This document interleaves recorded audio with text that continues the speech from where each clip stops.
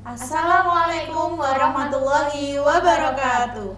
Halo teman-teman Biko, bagaimana kabarnya kalian semuanya? Semoga tetap sehat ya. Oke, kita ketemu lagi di episode yang kedua dalam podcast Hima BK ya Mbak ya. Kali ini dengan tema antara realita dan ekspektasi. Dan kita sudah mempunyai narasumber yang sangat hebat sekali di depan kita. Pasti kalian penasaran kan siapa mereka? Cekidot. Sebelumnya di Instagram Hima BK Unugiri kami telah membagikan melalui story Instagram yang berupa question box di mana kakak-kakak atau teman-teman semester 1 BK Unugiri bisa membagikan cerita atau pengalaman mereka untuk ketika masuk ke ke BK Unugiri. Dari banyaknya cerita yang masuk, kita memilih dua cerita yang paling menarik, yaitu dari Kak Fian dan Kak Novita yang telah hadir bersama kita hari ini. Oke. Selamat datang Kak Fian dan Kak Novita. Yes. Terima kasih telah hadir di podcast Biko Talk. Sama-sama Kak. Oke. Sebelumnya apa kabar nih Kak hari ini? Bagaimana kabarnya hari ini? Alhamdulillah baik dan sehat. Tentu saja. Alhamdulillah. Sumringah sekali ya Kak sepertinya, dan gak sabar nih pengalamannya kayak gimana sih menariknya. Oke. Tapi sebelum itu kita kenalan dulu nih Kak. Pasti teman-teman yang sedang menonton Juga penasaran siapa sih narasumbernya kali ini gitu. Silahkan dikenalkan kepada penontonnya. Mulai Kak Novita dulu ya. Iya boleh, dari yang kakak cantiknya terlebih dulu. Halo teman-teman. Perkenalkan, nama saya Riri Novitasari. Saya dari Prodi BK semester 1 mau OTW semester 2. Baik, untuk saya perkenalkan, nama saya Maulana Alfian dari BK semester 1, satu kelas sama Novita. Betul sekali. Oke. Teman-teman pasti sedikit banyak tahu dari Kak Novita dan Kak Fian, dan pastinya kita bakal membahas hal-hal seru untuk ke depan. Tapi sebelum itu, sebelum kita mulai ngobrol, aku ada satu pertanyaan nih Kak, buat Kak Fian dan Kak Novita. Apa sih alasan kalian mau diundang ke podcast Biko Talk ini? Ada nggak? Suatu kehormatan Kak, bisa diundang Hima BK Unugiri. Dan saya memilih untuk ikut di podcast ini juga mau mengembangkan skill public speaking juga, pengalaman. Hebat sekali ya Kak, luar biasa. Oke, untuk Kak Fian? Kalau untuk saya cuma inginlah berbagi pengalaman terkait awal masuk di Unugiri sampai sekarang, dan agar calon maba Unugiri itu lebih mengenal atau mengetahui tentang Prodi BK itu seperti apa sih, kayak gitu. Oke, baik sekali ya Kak. Ternyata Kak Fian ini sepertinya teman-teman juga sudah tidak sabar untuk bagaimana sih pengalaman dari mereka ini. Sepertinya pengalamannya sangat menarik ya. Oke, langsung saja mungkin dari Mbak Novita dulu nih. Bagaimana sih Mbak pengalaman yang unik dan pengalamannya Mbak Novita ini untuk sampai di Universitas Sunan Giri ini dan memilih prodi bimbingan konseling ini? Bisa diceritakan deh Mbak Novita dulu.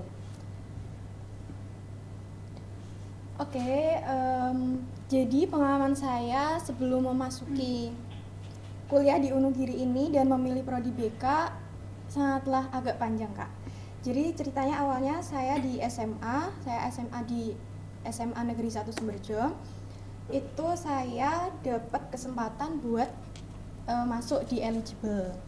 Nah, itu saya juga berkesempatan buat daftar SNBP yang tanpa tes itu Kak. Nah, di situ saya daftar kuliah di beberapa univ negeri dan itu agak jauh dari rumah gitu. Selanjutnya dari tes SNBP itu saya nggak lolos. Selanjutnya saya beralih ke SNBT yang pakai tes, itu juga belum rezeki, belum lolos juga. Nah dari situ saya bener-bener kayak ngedon gitu loh Kak. Jadi udah stres, frustasi, dan kayak nggak ada semangat buat kuliah gitu. Dari situ ada satu momen yang paling berkesan. Saya dapat motivasi nih dari teman saya, salah satu tangga saya juga sih, itu saya omongin bahwasanya kita juga bisa kuliah di lokal pun itu juga kita bisa berkembang dan grow up di sana gitu. Terus selanjutnya setelah saya pikir-pikir 2 kali, akhirnya saya memilih kuliah di Unugiri dan daftar di Unugiri, khususnya di Prodi BK. Oke, di Prodi BK nih, apa sih Mbak Novita motivasinya untuk mengambil, kenapa kok harus di Prodi Bimbingan Konseling di Unugiri ini? Oke Kak, jadi awalnya saya tuh sebenarnya dari dulu tuh bingung mau cerita ke siapa gitu Kak. Jadi nggak tahu mau cerita ke teman juga agak nggak enak gitu. Terus mau cerita ke orang tua juga nggak enak juga. Jadi saya ingin menjadi guru BK untuk konseli saya sebagai guru BK yang baik dan menjadi pendengar cerita mereka. Backstory-nya menarik sekali ya Kak. Jadi kayak balas dendam ya Kak. Iya, Intinya dia ingin membuka peluang-peluang bagi bagi siswa-siswa untuk bisa mencurahkan apa sih pemikirannya dan bagaimana kegelisahannya itu kepada guru-guru BK-nya mereka. Seperti itu ya Mbak Novita ya. Betul sekali Kak. Berarti teman kakak yang tadi ngasih tahu itu berperan besar banget ya Kak? Iya Kak, bisa dibilang seperti itu. Oke, dari tadi kan ceritanya kan tentang peran teman, tetangga, dan lain sebagainya. Peran orang tuanya Mbak Novita sendiri nih, seperti apa? Tahu Mbak Novita itu nggak lulus di beberapa pendaftaran tadi dan akhirnya memutuskan di kuliah di Universitas Sunan Giri ini. Bagaimana pendapatnya, perannya orang tua itu sendiri? Jadi peran orang tua saya selama saya memilih ataupun dari awal SNBP, SNBT sampai memilih kuliah di Unugiri ini suportif banget Kak sebenarnya. Tapi ada ibu saya yang mempunyai sakit gitu Kak. Okay. Jadi selama 4 tahun terakhir ini beliau itu sakit dan kemarin bulan Agustus tahun kemarin tuh udah enggak ada ya.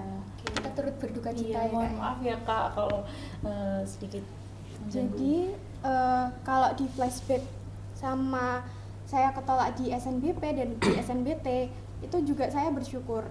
Karena apa? Karena setelah saya berpikir juga bahwasanya kalau saya pun kuliah di jauh dari rumah dan nggak bisa pulang setiap hari ketemu mbah dan adik saya yang kecil, pastinya bakal sulit banget nih Kak. Tentu. Oke, tapi Mbak Novita nggak apa-apa ya kita tanya-tanya seperti ini. Nggak apa-apa Kak. Mungkin dari Kak Hida. Persiapannya nih Kak, waktu daftar kuliah di Unugiri itu mungkin bisa diceritakan kayak apa yang harus dipersiapkan gitu. Pastinya saya daftar di BK juga udah nyari-nyari di BK itu mempelajarin apa aja sih, di BK itu ada apa aja gitu. Pastinya saya udah mencari materi-materi, terus saya juga selama ikut PKKMB kemarin juga saya mengikuti dengan ya baik juga, seperti ketentuan-ketentuan yang udah di umumkan sama panitianya gitu. Jadi udah ada gambaran ya Kak, aku mau pilih prodi BK ini karena udah tahu ke depannya mau gimana gitu. Sudah tahu bagaimana itu prodi BK dan di dalamnya seperti apa aja sudah tahu ya Kak? Sudah Kak. Oke, sepertinya sudah banyak sekali ya kita tanya-tanya ke Mbak Novita. Ini ada narasumber kita yang juga bikin penasaran kita juga ya Kak ya? Betul sekali Kak. Oke, yang tampan sendiri nih di sini kepada Mas Fian dan atau Kak Fian, bisa diceritakan nggak pengalaman unik dan pengalaman yang mungkin bisa dibuat sharing kepada teman-teman, seperti apa sih yang sampai di Unugiri dan sampai ambil di prodi bimbingan konseling ini? Oke, baik ya. Untuk cerita saya ini sangat agak panjang. Oke. Nggak apa-apa. Sebab itu kan diawali dari saya dulu kan mondok di Sunan Derajat itu kelas 2 kan saya sudah ikut organisasi OSIS. Nah, dalam mengikuti organisasi tersebut kan ada yang namanya jalur golden ticket. Jadi kita bisa masuk ke universitas-universitas itu menggunakan jalur tersebut. Itu rekomendasi dari sekolahan kayak gitu. Iya, Nah, saya sudah mempersiapkan semuanya dari kelas 2. Mulai dari perbaikan nilai apa itu sudah saya persiapkan. Nah, dulunya saya itu ingin masuk ke kampus-kampus yang negeri ya, kayak UGM kayak apa. Itu kan tentunya kan sangat susah. Iya, Butuh nilai yang betul. sangat baik toh. Betul sekali. Nah, kemudian saya dengar dari guru saya yang alumni sana, alumni UGM, katanya untuk tahun-tahun ini kalau masuk di universitas yang beda provinsi itu peluangnya sangat kecil. Nah, kemudian saya mengambil opsi ke UM, Universitas Negeri Malang itu. Iya, Nah, saya itu sudah daftar di SNBP, tetapi sama orang tua nggak boleh. Saya disuruh ke UNESA aja, karena di UNESA itu ada rumahnya nenek sama kakek saya. ada keluarga Ada ya, keluarga Kak? di sana. Iya. Nah, kemudian di situ pun saya sebetulnya menolak pada saat itu. Tetap kekeh di UM. Tetapi nggak boleh. No. Kalau kamu mau kuliah di luar ya di UNESA aja, katanya kayak seperti itu. Nah, terusan saya bingung. Saya SNBP itu mau daftar nggak kayak gitu terusan. Masih ragu Ya, ya, masih Mas, ya? ragu, Heeh, masih betul-betul. bimbang. Terus akhirnya nggak daftar, terus bilang lah pada saat liburan tuh bilang ke orang tua, saya nggak daftar di SNBP, tapi nanti masih ada lagi SNBT, boleh nggak kalau kuliah di Malang? Tetap nggak boleh. Tetap maksa ya, Tetap Mas. maksa kalau keluar harus di UNESA kayak gitu. Iya. Terus akhirnya saya nggak daftar SNBT, terus bingung, sudah nggak ada jalur lagi, mau daftar lewat apa. Terusan pada waktu itu hari raya itu direkom sama tante saya, kan alumni sini juga. Terus mbah saya, kakek saya itu temennya Pak Rektor Gus Arif itu. Oh iya. Nah, terusan saya direkom kalau kuliah di Wonogiri gimana kayak gitu. Terusan saya cari tahu dulu lah prodi-prodinya apa aja. Nah, awalnya saya mau masuk di PJOK, Iya, PJKR. Iya. Ya, PJKR Bedanya maksudnya. juga sangat mendukung ya, Kak ya, untuk di PJKR. Oke. Ya, terus saya lihat-lihat kok BK itu kayak apa sih? Saya sebetulnya nyari yang jurusan kayak filsafat atau apa gitu kan nggak ada di sini. Pikir ya kan. Maunya kan kayak gitu, terus psikologi juga nggak ada. Terus saya nyari tahu lah BK itu seperti apa, kok menarik kayak gitu, Kok enak? kok enak kayak gitu ya. Masih kan berkaitan, sedikit banyak kan masih berkaitan dengan psikologi. Iya, betul. Nah, terus itu tante saya itu bilang kalau ke saya, nanti kalau kamu kuliah di Wonogiri bisa sambil ngajar atau gimana kan Iya, ada. betul sekali. Kan tante saya kan itu kemarin alhamdulillah lolos di P3K. Nah, ikut lolos di seneng ya, P3K Kak, ya. itu ada beberapa guru yang kosong di sekolahnya. Salah satunya guru BK, guru olahraga sama PAI. Jadi ada lowongan 3. Oke. Sedangkan PJOK itu sudah ada yang masuk. Terus saya direkom, ya udah masuk di BK aja, nanti sambil ngajar di sini. Kan sudah ada guru yang lebih tua, jadi kan kita tinggal membantu saja kayak gitu. Iya. Terus saya akhirnya masuk di BK, mempelajari BK itu seperti apa, dan akhirnya sekarang juga ngajar di salah satu SMP di Kalitidung. Boleh tahu nggak, Kak, SMP-nya itu di mana? Mungkin teman-teman juga sangat penasaran nih. Ya di daerah Kalitidung tapi SMP swasta kayak gitu. Oke. Mungkin dari Mbak Ida? Ada sih, kan tadi sebelumnya kalian kan punya mimpi atau impian untuk kuliah di luar ya. Tapi akhirnya kalian kuliah di sini di Wonogiri. Itu bagaimana perasaan kalian saat ini mungkin? Dari Mbak Novita dulu ya. Oke.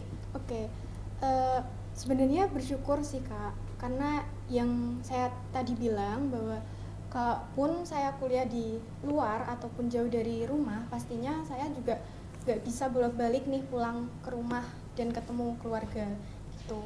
Jadi ada poin plusnya sih kuliah di Unugiri. Selain itu juga kan BK juga akreditasnya juga udah baik sekali nih Iya Kak di dong. Unugiri. Kalau Kak Fian? Kalau saya sih kayak gini ya, saya kan mimpinya kan ke UM, tetapi Iya. akhirnya kan masuk di Wonogiri. Berarti saya di sini harus membuktikan bahwa saya itu bisa menjadi yang terbaik. Kan kalau di sini kan Iya. saingannya kan sedikit, bisa dibilang sedikit ketimbang di perkuliahan kayak di UM kayak gitu. Nah, sekali. habis ini kan kalau lulus S1 itu kan ada pendidikan PPG lagi ya. Iya. Untuk gelar GR kayak gitu. Iya. Nah, niatnya saya nggak bisa ke UM sekarang nggak apa-apa, tapi nanti pada saat lulus saya mau PPG ke sana. Niat saya seperti itu. Oke, semoga tercapai ya Kak. Amin, amin. Amin. Jadi tadi kan membahas tentang bagaimana sih perasaannya dan bagaimana, tapi kita sudah lupa bagaimana caranya itu kalian ini menyesuaikan diri. Yang awalnya kan ekspektasinya di sana, akhirnya menyesuaikan diri di Unugiri dan di Prodi BK. Itu bagaimana cara menyesuaikannya kalian? Dari Mbak Novita dulu mungkin. Mungkin kalau penyesuaian itu butuh waktu ya Kak emang.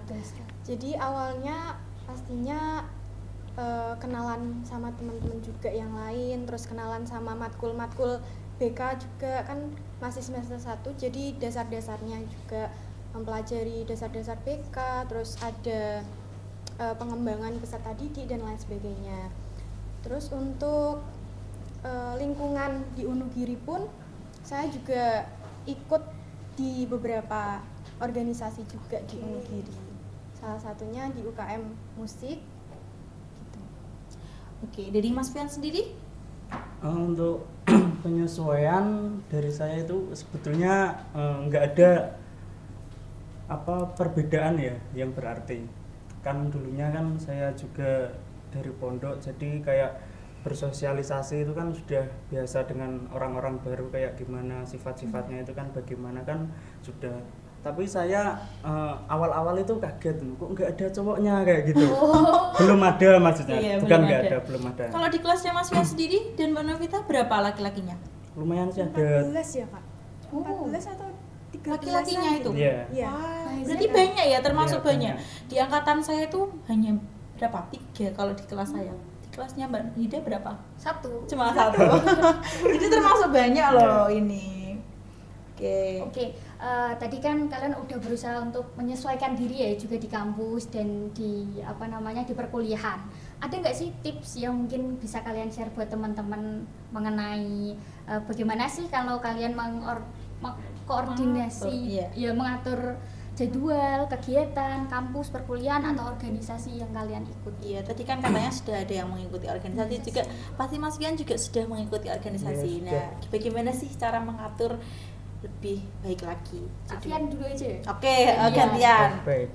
Untuk mengatur waktu itu kan sebetulnya tergantung dari pribadinya masing-masing ya. Iya, betul sekali. Nah, untuk saya sendiri ya menyesuaikan. Kalau ada kepentingan yang ada kepentingan yang sekiranya bertabrakan, tetapi saya tetap mementingkan yang perkuliahan. Apabila itu pun saya dibutuhkan, kayak misalnya mengajar itu kan kadang waktunya kan sebetulnya tabrakan dengan jadwal perkuliahan, tapi saya berusaha untuk meminta jam yang pada saat perkuliahan itu saya kosong. Kemudian organisasi juga seperti itu. Apabila saya disuruh atau ada acara di dalam organisasi itu, ya minimal ada surat izin atau bagaimana. Oh, seperti itu. Kalau Kak Novita? Kalau saya buat kayak jadwal gitu Kak. Jadi jadwal dari maksudnya perharian itu bakal ada acara ini gitu. Jadi nanti tertata dan kalaupun nanti tabrakan, pastinya saya juga harus memprioritaskan yang lebih penting gitu. Menarik ya Kak, karena kalau dilihat dari Kak Fian dan Kak Novita, mereka tuh pinter banget Punya manajemen tips-tips sendiri Iya. ya, Kak. punya tips-tips, punya manajemen waktu dan diri yang baik. Kayak tadi Kak iya, Novita betul itu sekali. kan buat planner ya Kak kalau Iya. bahasanya. Jadwal gitu ya kak. Jadi tertata. Oke, saya mau tanya nih, sekarang kan kalian sudah berjalan 1 semester ya berarti Iya. Betul sudah sekali, berapa Kak. bulan? 6 bulan ya 6 berarti bulan. sudah 6 bulan. menyesuaikan diri di kampus. Apa sih perasaan kalian setelah mengetahui bimbingan konseling dan sudah mengetahui Universitas Sunan Giri Bojonegoro ini? Dari Kak Novita dulu gantian, tadi sudah Kak Afian. Jadi pastinya saya udah mulai mengenal tentang BK dan Unugiri. Kalau di kelas pastinya kayak mempelajarinya kan pastinya matkul-matkul dan dosen-dosennya juga baik-baik sekali. Mungkin untuk Unugiri pesan dari saya ya meningkatkan fasilitas dan kualitas aja sih Kak. Oke, bagus sekali ya Mbak ya. Tadi sudah tahu dosen-dosennya dan tahu matkul-matkul yang ada di bimbingan konseling. Dari Mas Fian sendiri bagaimana? Kalau dari saya itu sebetulnya yang di pikiran saya itu BK kan sebelumnya itu kan sebagai seorang yang menakutkan lah ya. Oh iya, polisi Bisa sekolah ya dibilang Kak? polisi sekolah. Iya, Tapi betul. dalam pendidikannya di BK itu tidak seperti itu. Betul sekali. Justru malah bukan polisi, tapi sahabat siswa kayak gitu. Betul Itu kan sekali. stereotip lama ya Kak ya, Iya. udah kuno. Sekarang kan nggak ada kayak gitu. Kita rubah semuanya ya Kak ya. Nah, itu kan biasanya itu kan hanya oknum. Iya, Ya, betul sekali. Oknum yang menjadi guru BK tetapi tidak, Tidak dari lulusan BK kayak gitu. Iya, betul Jadi sekali Mas.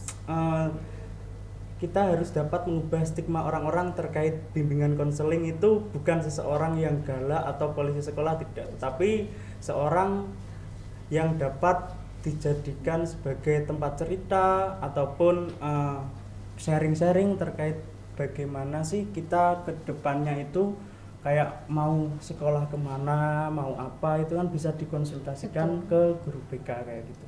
Iya, guru BK kan harusnya membimbing ya Kak Ya, ya. mungkin pasti banyak sekali ya kalau kalian ditanya kuliahnya jurusan apa? BK. Wah, polisi sekolah nih. Ya, pasti seperti itu. Iya. Apakah benar? Benar. Oke. Pengalaman saya juga seperti itu. Mungkin Mbak Ida juga sama ya. Iya, kayak oh BK ini yang sering marah-marah Iya, ya. yang Sering menghukum siswanya. Iya, betul. Nggak punya tugas, cuma nyari kesalahan. Yang sering ngopi di kantin. Kita buktikan bahwa guru BK itu adalah guru yang sangat penting, harus ada di sekolah, di setiap sekolah, bahkan di SD, di TK, di MI itu harus ada guru BK gitu ya Mbak dan Mas. Oke, mungkin Kan kalian udah lewatin 1 semester ini nggak? Iya. Apa namanya? Ada nggak sih satu kayak momen itu yang menarik gitu waktu kalian kuliah di Unugiri? nggak terlupakan lah. Iya. Dari Mas Fian dulu mungkin. Kayak saya itu tentunya mendapat pengalaman baru ya. Dulunya kan kayak di kelas itu kan cuma kayak kegiatan pembelajaran, terus paling presentasi pun juga sangat jarang. Iya, betul sekali. Saya kan dulunya kan juga SMK, kan tentu saja kan jarang. Tetapi di perkuliahan ini banyak sekali hal-hal baru yang saya temukan di dalam perkuliahan. Jadi kita belajar untuk berdiskusi bersama, terus bagaimana cara public speaking yang baik di depan orang banyak, itu kan juga suatu pengalaman yang sangat berarti bagi saya. Kalau dari saya mungkin kayak memanage waktu ya Kak. Kan dari SMA itu kan pastinya cuman kegiatan belajar mengajar aja gitu. Kalau di kuliah kan ada organisasi, terus juga di kelas juga Presentasi. iya kayak gitu, tugas-tugas, ngerjain tugas dan lain sebagainya. Jadi memanage waktu aja sih. Gitu kalau ya, dari saya, pengalaman iya. baru yang nggak pernah terlupakan. Iya. Saya menarik tadi ke Mas Fian, yaitu lulusan SMK, betul ya Mas? Iya. Apa sih Mas motivasinya sampai bisa mau kuliah nih? Padahal kan lulusan SMK, biasanya kan kalau lulusan SMK itu sudahlah habis lulus kerja. Nah, apa motivasi tersendiri dari Mas Fian ini pingin sekali mau kuliah nih? Ya, itu juga cerita yang sangat unik ya Oke. menurut saya. Iya. Saya dulu SMK itu pun sebetulnya tidak mau sekolah di SMK. Terus jurusannya itu kan saya ngambil TKJ. Wow, jauh ya Kak berarti. Nah, itu seharusnya itu saya pinginnya itu jurusan multimedia. Oke. Tetapi pada saat pendaftaran itu ada paksaan lagi. Wah, Tekanan ya kan. Saya sudah daftar dari rumah itu multimedia, terus Iya, pada terus? saat datang ke sekolahan itu diganti TKJ sama orang tua saya. Karena di situ kan pada saat itu jurusan TKJ itu sudah bekerja sama dengan perusahaan laptop. oke. Laptop PC kayak gitu. Nah, saya disuruh ke TKJ aja kayak gitu. Nah, saya menjalani pendidikan SMK itu selama 3 tahun itu gak enak sama sekali. Kayak salah jurusan kayak gitu. Nah, untuk itu saya saat ini di masa perkuliahan ini saya ingin menentukan pilihan saya sendiri. Jadi saya tertarik di BK ya, saya harus masuk BK kayak gitu. Terus motivasi untuk kuliah ya, zaman sekarang kalau nggak kuliah kan S1 aja kan katanya kan juga banyak toh yang nganggur. Iya, Apalagi betul. kita yang nggak kuliah. Iya, betul sekali. Bukan bermaksud merendahkan ya, tetapi kan kalau kita kuliah kan akan mendapatkan relasi yang banyak. Terus pengalaman-pengalaman baru terkait tadi katanya Novita kan dapat memanage waktu Iya, kayak betul apa itu sekali. kan bisa kita dapatkan di masa perkuliahan. Peluangnya jadi lebih besar ya Kak. Besar, betul. Mbak Novita sendiri kan kalau Mas Fian itu kan karena SMK, jadi sangat menarik nih. Kalau Mbak Novita nih, apa sih motivasi yang buat Mbak Novita itu akhirnya oke, saya memutuskan untuk kuliah, nggak kerja dulu atau nggak mau kesana dulu, intinya pengen kuliah nih. Apa motivasinya atau mungkin gimana? Mungkin bisa diceritakan. Karena emang dari awal orang tua itu nyuruhnya kuliah dulu gitu, baru nanti cari kerja gitu habis kuliah. Nah, saya juga memotivasi diri saya sendiri bahwasanya kalau kita nggak kuliah juga kita nggak tahu gitu loh Kak mau kerja apa kan. Sekarang lulusan SMA juga mungkin mentok kerjanya juga di pabrik. iya Iya, gitu. betul Jadi sekali. saya pinginnya kuliah dulu, nanti setelah kuliah baru nanti cari kerja gitu. Oke, motivasinya bagus-bagus sekali ya Mbak. Betul Kak. Aku tuh penasaran. Dari tadi kan kita ngomongin tentang mimpi, tentang apa. Aku pengen tahu hobi atau kesukaan kalian berdua kayak di luar akademik lah. Kalau Kak Fian? Saya suka di olahraga. Oh, olahraga ya. Iya, di olahraga Oke. sama editing kayak gitu. Olahraganya lebih spesifik kemana? Ke sepak bola atau futsal kayak gitu. Oke. Kalau Kak Novita? Kalau saya menyanyi sama memasak Kak. Oh, cewek banget ya. Betul sekali. Oh, tadi suka olahraga Kak Fian, terus Kak Novita suka menyanyi. Ikut di beberapa UKM apa enggak yang ada di kampus Wonogiri? Ikut Kak. Salah satunya di UKM musik. Ya, Di notasi. organisasi musik aja. Eh, Ada yang lain mungkin Ya, mungkin organisasi yang lain. satu atau dua. UKM musik aja. ada yang lain Iya. di PMII juga ikut. Oh, Oke. Di yang- eksternal ya? Iya, Iya, betul eksternal, berarti. Kak. Di Mas Fiannya? Saya masih menunggu di UKM futsal ya, katanya kan sudah dibicarakan, tinggal kayak direalisasikan saja. Direalisasikan ya. Dan di sini juga ikut organisasi sama kayak Sama ini. kayak Kak Novita. Sama. Oke. Mungkin saya mau bertanya nih, apakah dari Mbak Novita sama Mas Fian ini ada kesulitan untuk menyesuaikan diri di lingkungan kampus yang awalnya itu di sekolah, mungkin dari Mas Fian sendiri SMK itu biasanya kita praktek aja, kalau Mbak Novita mungkin buka buku materi gitu ya Mbak ya. Terus di kampus kalian ditontonkan dengan dosen-dosen yang mungkin biasanya kuliah mandiri, mungkin biasanya presentasi mandiri atau presentasi online atau kita presentasi di depan dosen. Itu apakah ada kesulitan tersendiri di diri kalian ini? Mungkin dari Mbak Novita dulu boleh. Mungkin kalau kuliahnya online ya Kak, karena kan Zoom gitu.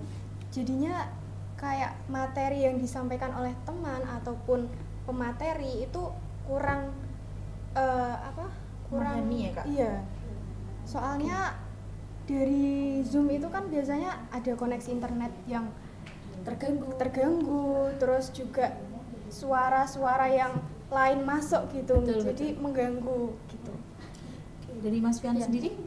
Untuk kesulitannya sebetulnya tidak ada ya terkait di kuliah di sini.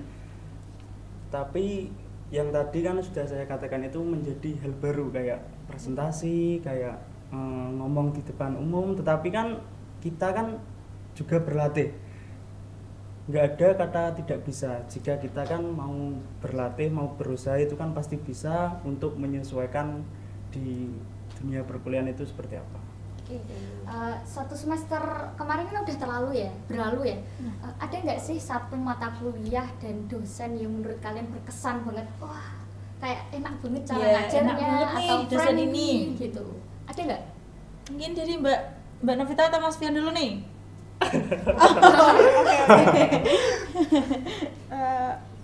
Ada lah, jadi ada 2. Oke, boleh. Yang satu ada Pak Fahri, Oh, Oke. yang satu ada Bu Festi.